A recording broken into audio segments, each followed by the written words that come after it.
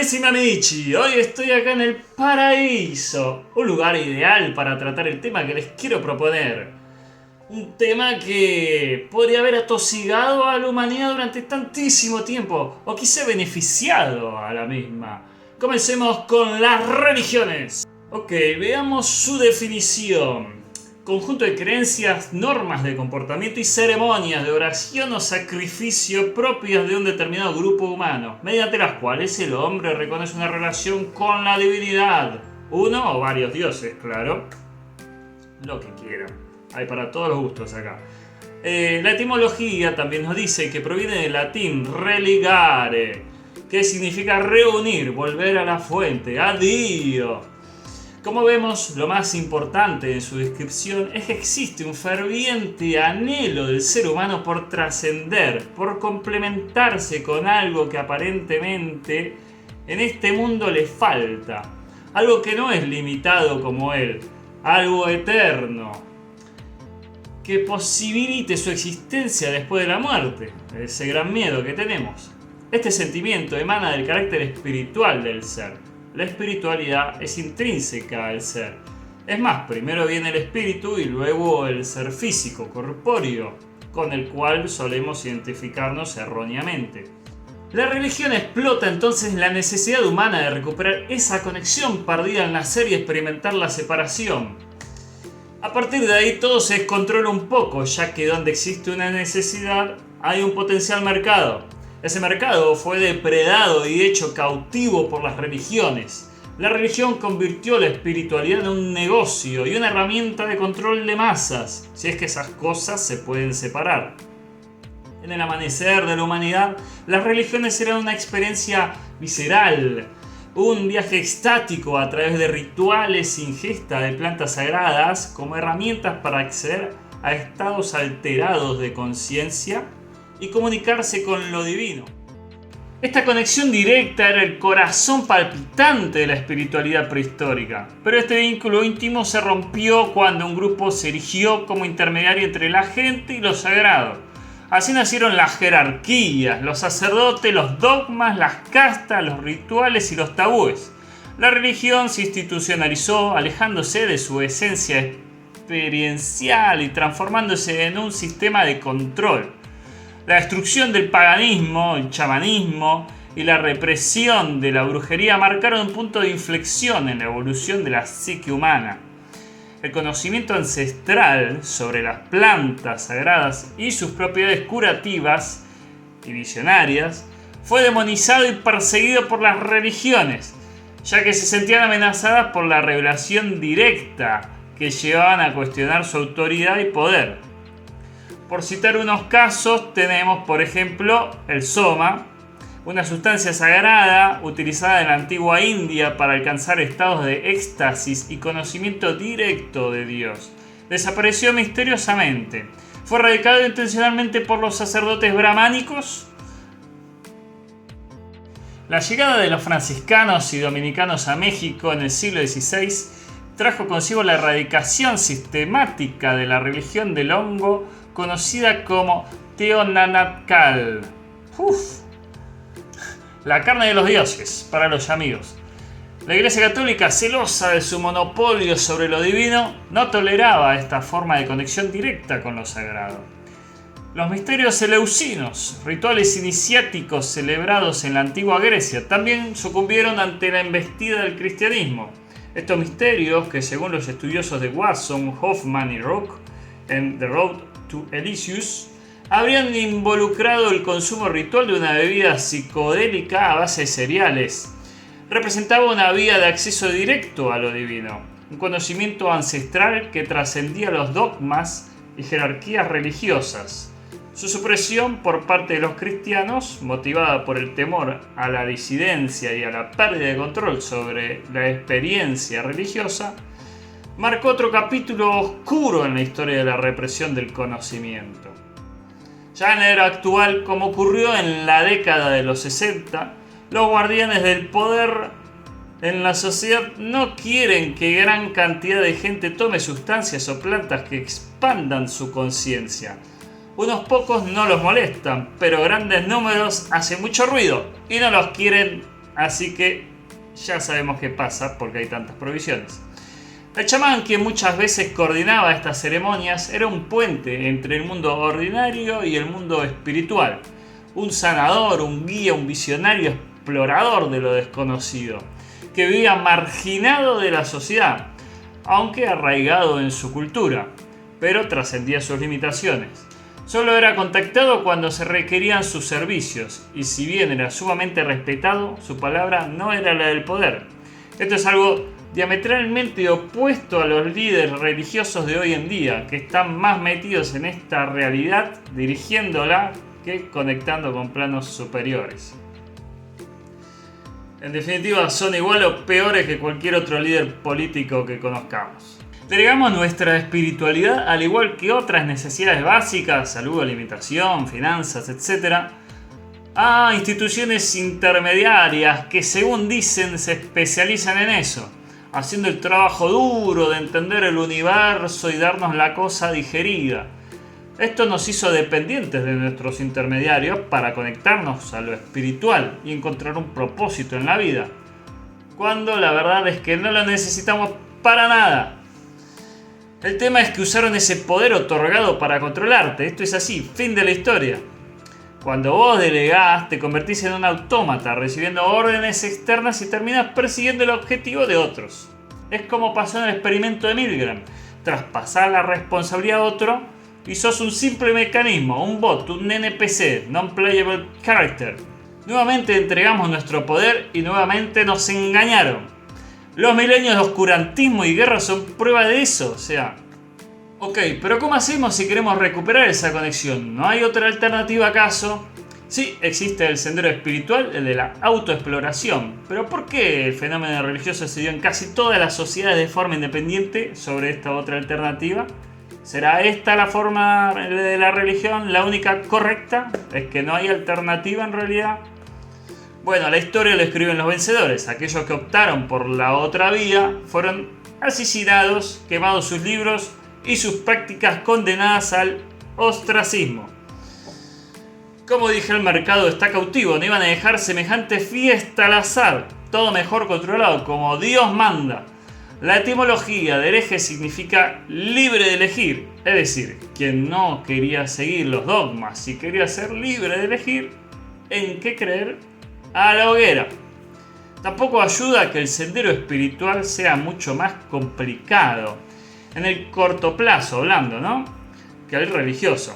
La religión es un pacto, mientras que la espiritualidad es un viaje. En la religión aceptás ciertas reglas de juego, por más que te parezcan estúpidas, y listo, ya está, chau. Tenés la salvación, la trascendencia, el conocimiento de Dios, lo que te estén vendiendo. ¿Ha oído de la conciencia Krishna? Mira, Bart, este es un loquito. Haga por los demás lo que usted querría que hiciera por usted. Ay, si ni que fuera tonto. Una vida mejor le espera en nuestro planeta distante, Felicidonia. Sensato. Además, algo sumamente importante también para los seres gregarios que somos, tenés la bendita contención del grupo, ya que es una experiencia social la religión. En cambio, la espiritualidad es un camino solitario, donde por más ayuda y guías que tengas, no podrán recorrerlo por vos. Está lleno de noches oscuras del alma, con más preguntas que certezas. Mientras que la religión sería una aproximación infantil a la conexión divina, el sendero espiritual es una emancipación de lo religioso. Solo está disponible para seres maduros que se atrevan a verse en el espejo reflejados como la nada misma. El carácter infantil de esta aproximación religiosa viene por lo ya descrito, que no estamos tomando responsabilidad directa en algo tan importante, pero también porque así nos devuelven el trato religiones. Básicamente nos dan lo que pedimos, lo que esperaríamos de esa aproximación. Nos dan protección paternal divina. En el fondo, somos niños desamparados, obnubilados y desnudos ante la infinitud del cosmos, a un ápice razonativo de caer en la angustia existencial nihilista, por lo que anhelamos un padre de esas características que pueda proveer protección y seguridad, consuelo y apoyo en este terreno desconocido. proyectamos así las mismas relaciones terrestres que tenemos en el otro plano. Nos manejamos con las religiones de la misma forma que con nuestros padres. Bien o mal, premio o castigo, premisas fáciles y básicas que cualquier mortal que no tenga tiempo para pensar pueda entender. En su libro Moisés y el monoteísmo, Freud argumenta que el monoteísmo es una forma de sublimación del complejo de Edipo. En el monoteísmo, los seres humanos proyectan su padre en un solo Dios, a quien le atribuyen todas las cualidades positivas que le gustaría tener en su propio padre. Un tema central en muchas religiones es la venida del Salvador. Observamos que esta narrativa se repite en varias historias, tanto que es reconocida como el mito del Salvador, y suele seguir el siguiente patrón. Un niño nace de una virgen, es considerado un salvador, luego es rechazado o perseguido, y posteriormente es asesinado por sus enemigos y finalmente resucita. Esto suena conocido. Al ver que este patrón se ha repetido en varias culturas separadas y en épocas diversas, se puede conjeturar que la raíz de todo podría estar en la propia mente humana, en una necesidad de seguridad con relación al más allá, o como nos diría Carl Jung, la idea de un Dios encarnado es una idea arquetípica hacia la cual la mente tiende inconsciente o conscientemente. La religión puede ser útil igualmente en etapas tempranas de nuestro camino espiritual. Las religiones, comparándolas con las andaderas que utilizan los infantes, nos permiten dar los primeros pasos con seguridad, evitando caídas y protegiéndonos de posibles golpes. Sin embargo, con el tiempo esas mismas andaderas pueden convertirse en una carga. Si un niño continúa dependiendo de ellas, incluso después de años de práctica, esto indica que las andaderas han pasado de ser de útiles a convertirse en un obstáculo para su desarrollo natural, impidiendo que alcance su pleno potencial. Más allá de todo esto, la religión quizás sea un mal necesario. Muchos historiadores, como Yuval Noah Harari, están a favor de la teoría de los dioses moralizantes. ¿Qué es esto? Bueno, sugieren que las religiones han desempeñado un papel crucial en la formación y la cohesión de las civilizaciones humanas. Argumentan que las creencias religiosas compartidas proporcionan un marco común de valores, normas y rituales que unieron a las personas en comunidades más grandes que las unidades familiares o tribales. Como diría Lisa, un noble espíritu engrandece al hombre más pequeño. Ok, puede ser, pero no necesariamente tiene que ser así. El animal moral de Robert Wright ofrece una perspectiva interesante sobre cómo los seres humanos han desarrollado sistemas éticos y morales a lo largo de la historia, independientemente de las religiones. Argumenta que, en última instancia, nuestras inclinaciones morales están arraigadas en la evolución biológica y la selección natural.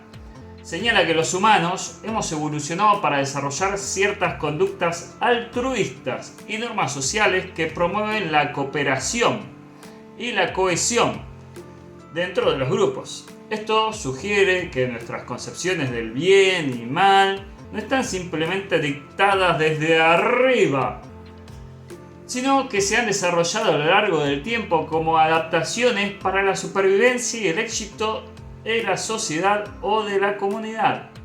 El experimento de recompensa desigual llevado a cabo por el primatólogo Franz de Waal con monos capuchinos, donde se les da una recompensa de pepino o uva, se destaca bien la noción del animal moral. The one on the left is the monkey who gets cucumber. The one on the right is the one who gets grapes. The one who gets cucumber, note that the first piece of cucumber is perfectly fine. The first piece he eats. Then she sees the other one getting grape and you will see what happens. So she gives a rock to us, that's the task. And we give her a piece of cucumber and she eats it. The other one needs to give a rock to us. And that's what she does. And she gets a grape. And she eats it. The other one sees that. She gives a rock to us now, gets again cucumber.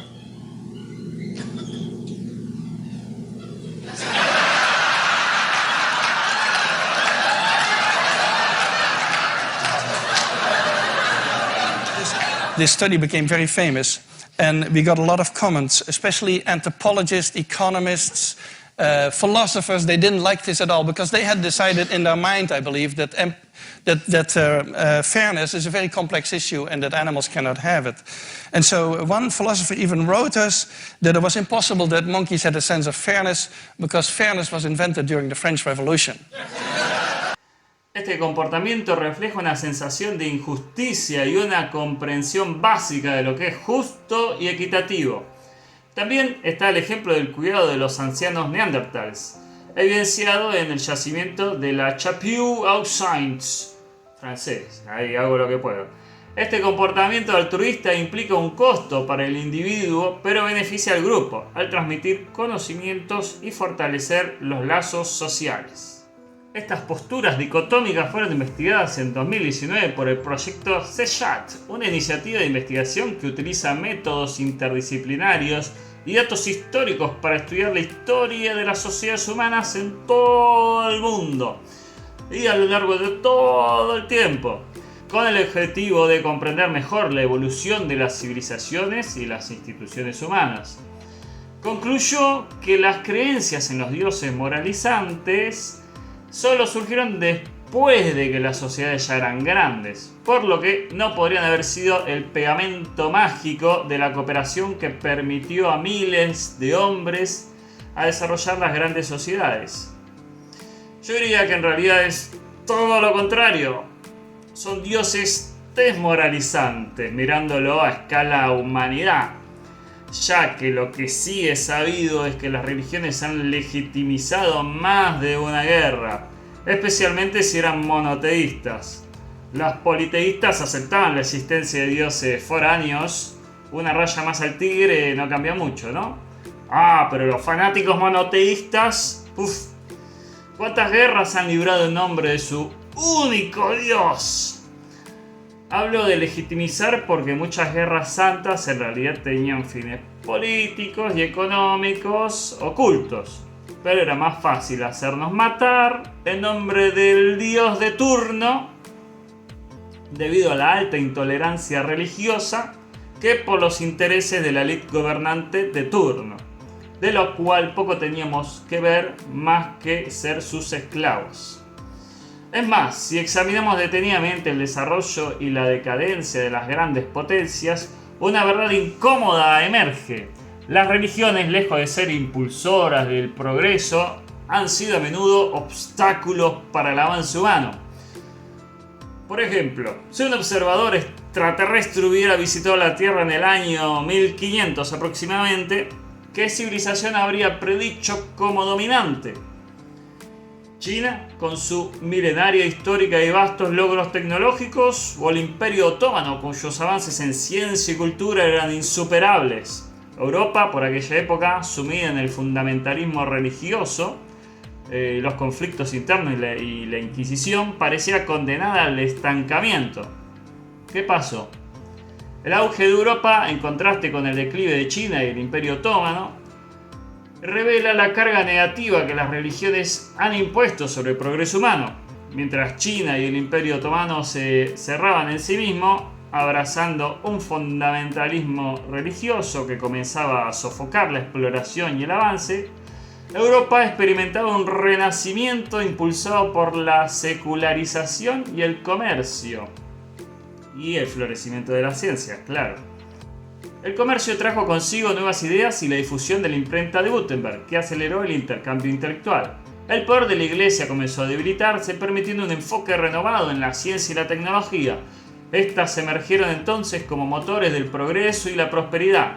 Sin embargo, las religiones, con su enfoque en el dogma y la superstición, se convirtieron en obstáculos para el avance humano.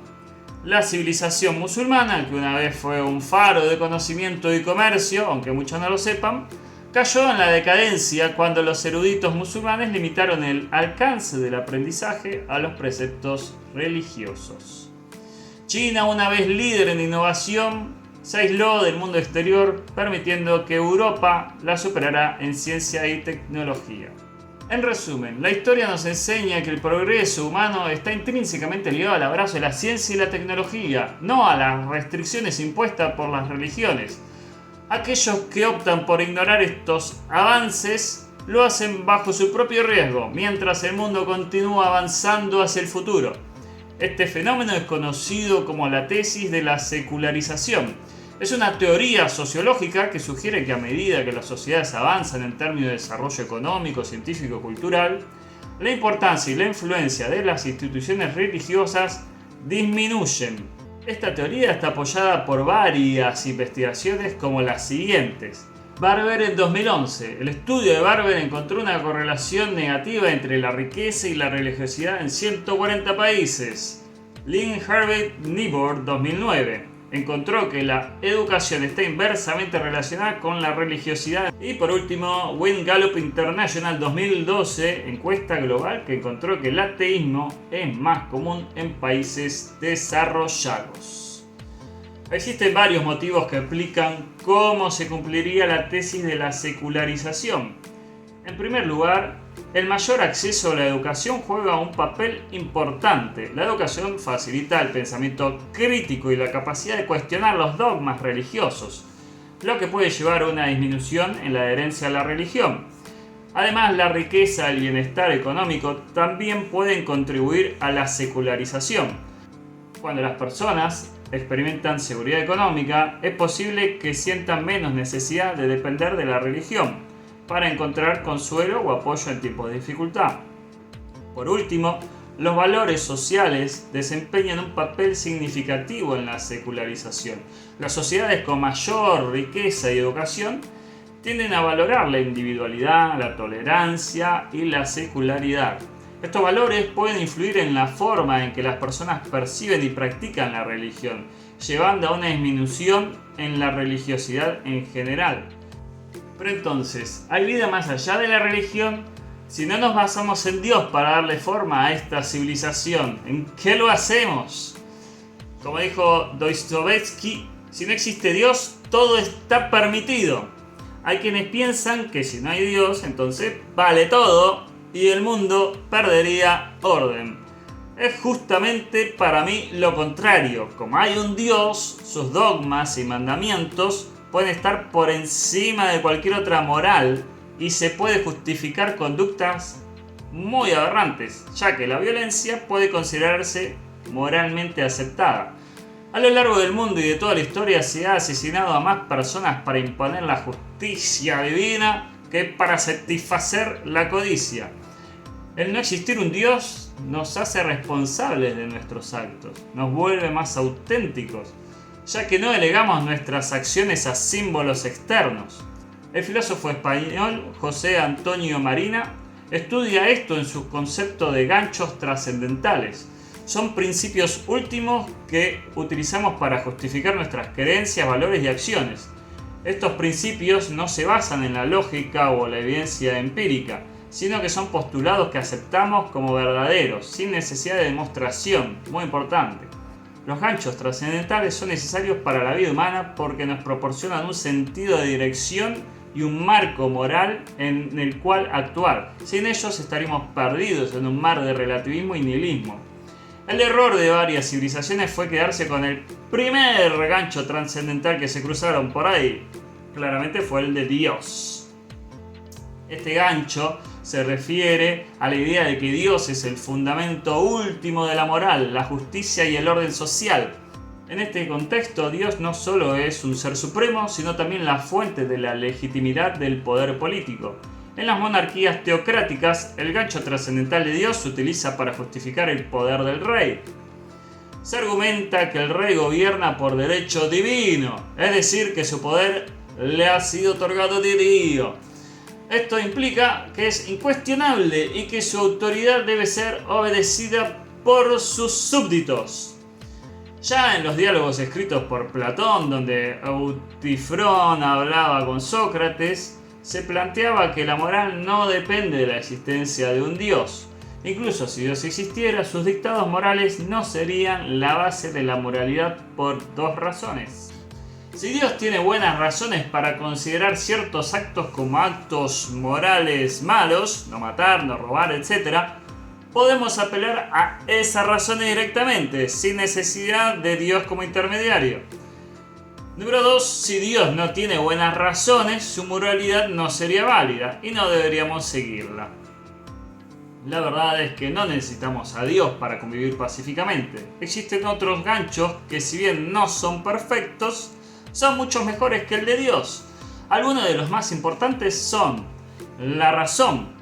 La Ilustración defendió la idea de que la razón es la fuente de la moral y la justicia. Se argumenta que los seres humanos somos capaces de discernir entre el bien y el mal por medio de nuestra razón, sin necesidad de recurrir a una autoridad externa como Dios.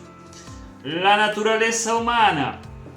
Se sostiene que la naturaleza humana es la fuente de los valores morales. Se argumenta que los seres humanos tenemos una inclinación natural hacia el bien y la justicia y que esta inclinación es la base de la moral. Las grandes revoluciones democráticas se basaron en esto y fueron hechas para defenderse de las monarquías absolutistas, ya que quien gobernaban no podían atentar contra los derechos naturales que son innatos y universales. La dignidad humana. Se argumenta que todos los seres humanos tienen una dignidad inalienable que debe ser respetada y que esta dignidad es la base de la moral y la justicia. El bienestar social. Algunos filósofos utilitaristas sostienen que el objetivo de la moral es el mayor bienestar para el mayor número de personas. Se argumenta que las acciones son buenas si producen felicidad y malas si producen sufrimiento. No existe un único gancho trascendental que sea universalmente aceptado. Cada persona debe elegir el gancho que mejor se adapte a su propia visión del mundo y escala de valores. Bueno, hasta acá con la primera parte. Si tenés alguna consulta, dudas o sugerencia, puedes hacerlo en los comentarios y lo seguiré en la segunda parte, donde veremos muchas cosas como si hay vida más allá de las religiones, por qué lo antropomorfizamos al Dios y tantas otras cosas más como sus absurdos.